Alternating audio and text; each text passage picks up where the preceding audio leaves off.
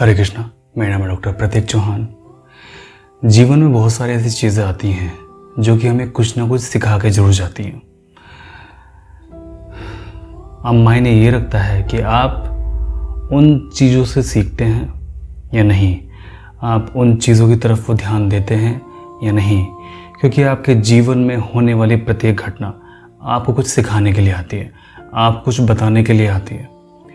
तो इसी तरह से जैसे मेरा प्रोफेशन डॉक्टर है, तो मैंने बहुत सारे जर्नल्स मैंने रीड किए, बहुत सारी बुक्स मैंने रीड की अपने मेडिकल प्रोफेशन से थोड़ा हट के, और उन डॉक्टर्स की भी मैंने बुक्स मैंने रीड की जो पहले डॉक्टर थे, प्रैक्टिस करते थे नॉर्मल जैसे सभी लोग करते हैं, फिर उन्होंने कुछ एक्स्ट्रा ऑर्डिनरी चीज़ें करनी शुरू कर दी।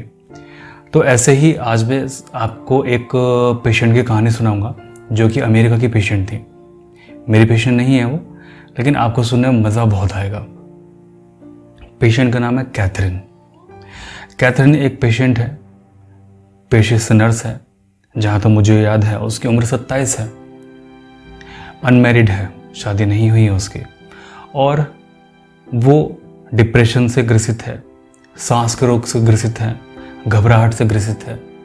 घबराहट उसको होती है, सांस का रोग उसको है, पानी से वो डरती है, पुल को पार करते हुए वो डरती है, किसी बच्चे के रोने की आवाज़ को नहीं सुन सकती, बंद जगहों से डरती है, अंधेरे कमरे में नहीं सो सकती है। पेशे से वो नर्स है, किसी की दुख तकलीफ उसको नहीं देखी जाती है, नींद उसको नहीं आती है।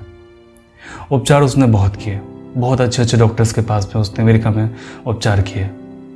पेशे से नर्स है तो जानती ही होगी कि क्या क्या दवाइयाँ उपयोग में आती हैं, परंतु कोई भी दवाई उसके लिए सही साबित नहीं हुई। जितनी भी दवाई वो लेती रही, लगातार उठकर उसका डिप्रेशन बढ़ता गया। फिर किसी ने सलाह दी कि उसको साइकेट्रिस्ट के पास कंसल्ट करना चाहिए। डॉक्टर ब्रायन वीज उस समय मियामी में बहुत बड़े साइकेट्रिस्ट थे, लंदन मियामी में बहुत बड़े साइकोलॉजिस्ट थे। वो गई उनके पास में, उसने कहा कि मैं पेशे से नर्स हूँ और मुझे ये समस्याएं हैं। डॉक्टर ब्रायन वीज ने, एक प्रोफेसर थे, यूनिवर्सिटी में पढ़ाने वो जाते थे, उन्होंने नई नई दवाइयों की खोज की थी। बहुत बड़े साइकोलॉजिस्ट वो हैं, आज भी हैं। नई नई दवाइयों की उन्होंने खोज की। साइकेट्री के फील्ड में उनका बहुत बड़ा योगदान रहा है, साइकोलॉजी के फील्ड में, मनोविज्ञान के फील्ड में उनका बहुत बड़ा योगदान रहा है। वो गई उनके पास, सारी समस्याएं उन्होंने बताई। उन्होंने कुछ दवाइयाँ मेडिकल से लिख के उसको दी और कहा कि आप लीजिए, इससे आप स्वस्थ हो जाएंगी, मुझे 1 हफ्ते बाद आके मिलिए। 1 हफ्ते बाद जब वो आई तो उसके चेहरे पे और ज़्यादा घबराहट थी, और ज़्यादा एंग्जाइटी उसके चेहरे पे थी। तो डॉक्टर ब्रायन बीज पहले देख के उसको थोड़ा निराश हुए, थोड़ा आश्चर्य से भरे कि आज तक मैंने जितने सभी पेशेंट को ये दवाई दी हैं सभी के ऊपर कारगर साबित हुई हैं, फिर इसके ऊपर कारगर क्यों नहीं साबित हुई। ठीक है, उन्होंने दवाई की मात्रा बढ़ा दी, पावर को बढ़ा दिया, और कुछ नई दवाइयाँ ऐड उन्होंने कर दी कि ठीक है ये दवाइयाँ हैं, इनसे तो डेफिनेटली ही आप ठीक हो जाएंगी, आपकी घबराहट सब कुछ ठीक हो जाएगी। अगले हफ्ते वो दवाई लेके फिर उनके पास में आती है, और पहले से ज़्यादा घबराहट, पहले से ज़्यादा चिंता, पहले से ज़्यादा डरी हुई वो थी। उसके चेहरे 12 बजे हुए थे। तो डॉक्टर ब्रायन बीज को लगा कि ये दवाई से ठीक होने वाला रोगी नहीं है, ये जो कैथरीन है ये दवाई से ठीक होने वाली रोगी नहीं है। इसके लिए मुझे इससे बात करनी पड़ेगी, इसकी काउंसलिंग करनी पड़ेगी, इसको हिप्नोटाइज करना पड़ेगा, सम्मोहित करना पड़ेगा, और इसके लाइफ में पीछे जाना पड़ेगा। हो सकता है कि बचपन में इसको कोई ट्रॉमा लगा हुआ हो, बचपन में कोई इसको चोट लगी हुई हो, गहरा मानसिक आघात लगा हुआ हो, जिसकी वजह से आज तक ये बीमार है, जो कि इसको याद नहीं है। क्योंकि अगर याद होता, जो हम याद करते हैं वो केवल 5% हिस्से से अपने याद करते हैं, और 95% हमारा हिस्सा अंधेरे में है। आप सभी लोगों का भी 5% हिस्सा जो हमें याद है, और 95% हिस्सा वो है जो कि बिल्कुल अंधेरे में है, जिसके बारे में हमें कोई भी खबर नहीं है। मेरा भी और आपका भी। खैर मेरा तो नहीं, मुझे तो खैर पता है आपका 95% हिस्सा, और ये वो 95% हिस्सा वो हिस्सा है जो कि आपकी पूरी लाइफ को कंट्रोल कर रहा है। केवल यही लाइफ नहीं, इससे आगे आने वाली लाइफ भी, जो कि आप अगला बर्थ लोगे और उससे अगला बर्थ लोगे और उससे अगला बर्थ लोगे, वो भी कंट्रोल कर रहा है। ये जो 95% हिस्सा अंधेरे में है। तो डॉक्टर ब्रायन वीज ने केवल पता लगाने के लिए कि इसको क्या ट्रॉमा लगा था बचपन में, हो सकता है कि ट्रॉमा इसको 7 साल की उम्र में लगा हो, 10 साल की उम्र में लगा हो, जिसकी वजह से आज ये इतना डरती है, उसको कॉच पे लिटाया, उसको धीमे धीमे उसको रिलैक्स किया, उसकी पूरी बॉडी को रिलैक्स किया और उसको सम्मोहित करना शुरू किया। जब वो सम्मोहन में पूरी तरह उतर गए, सम्मोहन में उतरना ये कोई जादू टोना नहीं है, केवल एक विज्ञान है और एक मनोविज्ञान है। सम्मोहन जादू टोना केवल तब तक थी जब तक कि इसके विज्ञान को समझा नहीं गया था, जब तक कि इसकी टेक्नोलॉजी को समझा नहीं गया था। और जब इसकी टेक्नोलॉजी को समझ लिया गया कि सम्मोहन क्या चीज़ है, तब एक विज्ञान बन गया, तब एक मनोविज्ञान बन गया। चिकित्सा शास्त्र में इसने बहुत ज़्यादा तरक्की की है। आपने अपरिचित पिक्चर में देखा होगा, अपरिचित जो मूवी है आपने उसके अंदर देखा होगा कि जो अम्बी था उसको जो ट्रॉमा लगा था, इसलिए उसके अंदर मल्टीपल पर्सनैलिटी डिसऑर्डर आ गया था। और जब डॉक्टर ने उसको हिप्नोटाइज करके जब उसके पास्ट लाइफ में गया, तब उन्हें पता लगा कि उसकी बहन बचपन में मर गई थी, कुछ लोगों की बेवकूफ़ी और कुछ लोगों की नादानी की वजह से, लापरवाही की वजह से, जिसकी वजह से उसको बहुत बड़ा धक्का लगा और उसकी पूरी पर्सनैलिटी ही चेंज हो गई। वो उसके 95% हिस्से से कंट्रोल हो रहा था, जो कि उसके 5% हिस्से को नहीं पता था।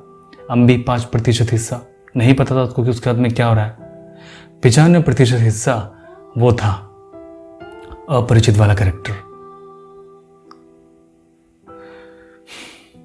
तो हिप्नोटाइज उसको किया, उसको पीछे बैक लेके गए और बैक लेके गए और बैक लेके गए। तो उसने कहा कि मैं 5 साल की उम्र में हूँ, 5 साल की उम्र में मैं अपने मम्मी के साथ खड़ी हूँ, मम्मी ने मेरा रेड कलर का ओवरकोट पहना हुआ है और मैं बारिश में भीग रही हूँ, मैंने छाता पकड़ा हुआ है और बहुत अच्छा मौसम है, बहुत सुहावना मौसम है। 5 साल की उम्र तक उसको कोई भी ट्रॉमा नहीं मिला। डॉक्टर ब्रायन वीज को लगा कि चलिए 5 साल में नहीं तो हो सकता है कि 3 साल में लगा हो, 2 साल में लगा हो। वैसे मुमकिन नहीं था कि 2 या 3 साल की मेमोरी इस तरह से इम्पैक्ट करती हो लोगों के अंदर। वो उसको लेके गए। 2 साल तक भी उसके लाइफ में कोई ट्रॉमा नहीं था। डॉक्टर ब्रायन वीज के अब बात समझ के परे थी। समझ में नहीं आ रहा था कि ये केस उनको किधर लेके जा रहा है। समझ में नहीं आ रहा था कि अब किस पेशेंट की कैसे हेल्प की जाए, इस पेशेंट को कैसे ठीक किया जाए।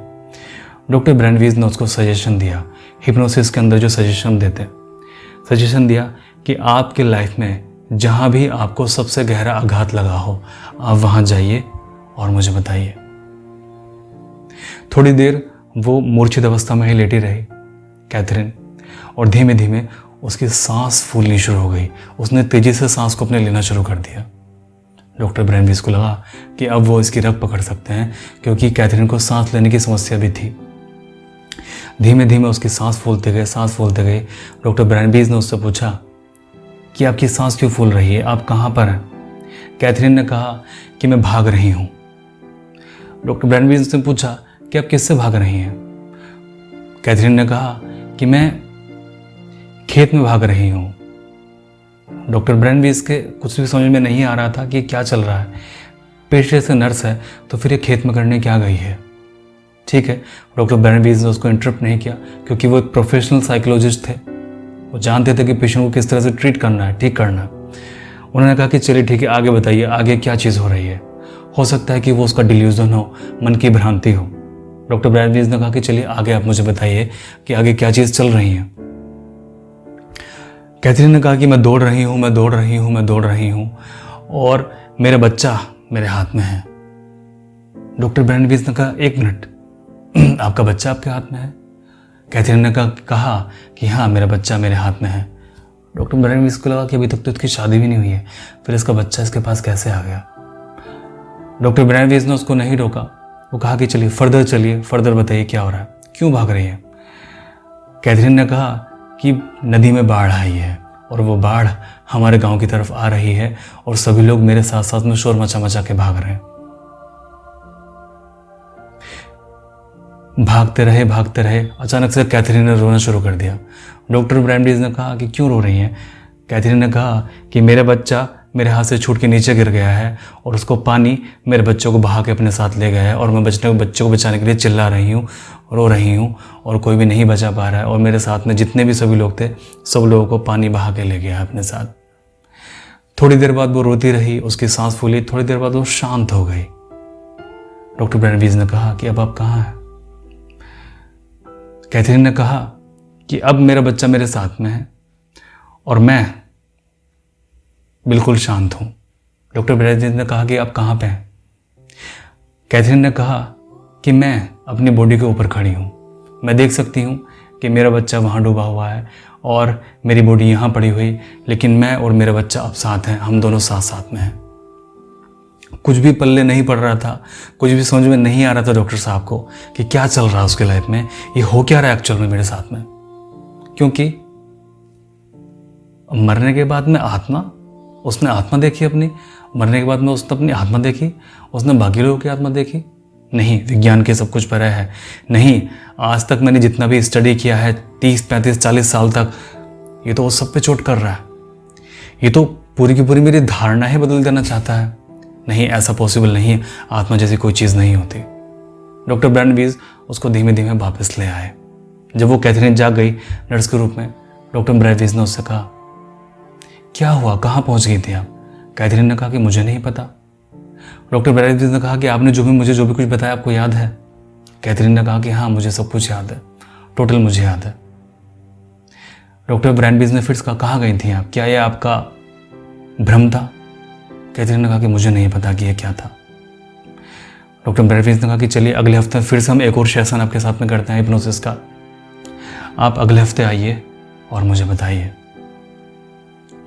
अगले हफ्ते जब वो चल के आई तो उसका चेहरा थोड़ा सा खिला हुआ था, सांस उसकी स्टेबल थी, चेहरे पर उसके लाली थी, बाल उसने बहुत अच्छे से बनाए थे, पहले से ज़्यादा खूबसूरत वो लग रही थी, जैसे खिला हुआ गुलाब हो। डॉक्टर ब्रायन वीज को कुछ भी समझ में नहीं आया। दुनिया की सबसे अच्छी साइकेट्रिक मेडिसिन उन्होंने दी, नहीं काम किया। हिप्नोसिस में उसको लेके गई, पता नहीं वो कहाँ गई थी, लेकिन फिर भी उसका चेहरा खिला हुआ था जैसे वो गुलाब खिला हुआ हो। वो पहले से ज़्यादा खुश थी, पहले से ज़्यादा स्टेबल थी, पहले से ज़्यादा शांति उसके अंदर थी। तो चलिए इस कहानी को मैं यहीं रोकता हूँ। एक्चुअल में कहानी नहीं है, ये एक असली आत्मकथा है एक कैथरीन की। वो आज भी जिंदा है और डॉक्टर ब्रायन वीज भी आज भी जिंदा है। तो चलिए आप मुझे बताइए, क्या आपको जरा भी अंदाजा है कि कैथरीन कहाँ गई थी? कैथरीन के साथ आखिर में क्या हुआ? कैथरीन का वो बच्चा कौन था? कैथरीन खेत में क्यों भाग रही थी? पानी ने उसको क्यों डुबाया? उसने क्या चीज़ वहाँ देखी? क्या आप जरा भी अंदाजा लगा सकते हैं? आगे मैं इसको कंटिन्यू करूँगा और ये बहुत ही इंटरेस्टिंग होने वाली है, क्योंकि मैं आपके साथ में कुछ अपने इस तरह के केसेस में आपके साथ में लेके आऊँगा जो कि मैंने हिप्नोसिस के द्वारा ठीक किए हैं। हिप्नोसिस मैंने जिन लोगों का किया था, मेडिसिन तो चलिए वो बात दूसरी है, लेकिन मैंने कहा ना कि लाइफ में आपको बहुत सारी चीज़ें ऐसी मिलती हैं जो कि आपको चोट मारती है और वो आपको सिखाने के लिए आती हैं। तो मेरी ज़िंदगी में कुछ ईजी नहीं रही है, मुझे भी लाइफ ने बहुत चोट मारी है, मुझे भी अस्तित्व ने बार बार ठोकरें मारी हैं, लेकिन मैंने मायने ये नहीं रखता कि अस्तित्व आपको कितनी बार गिराता है, कितनी बार आपको चोट मारता है।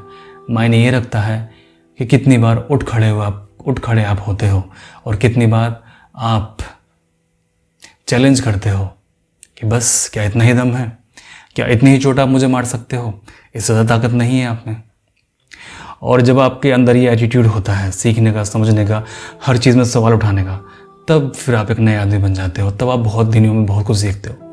तो चलिए आप मुझे बताइए कि इस पेशेंट से आपको क्या समझ में आया, और फिर मैं आपको बहुत सारी चीज़ें इसमें बताऊँगा और एक या 2 या 5 वीडियो में मैं ये पूरी की पूरी कहानी ख़त्म कर दूँगा, क्योंकि कहानी आगे बहुत ही इंटरेस्टिंग है। आज के लिए इतना ही। परमात्मा सभी का भला करे।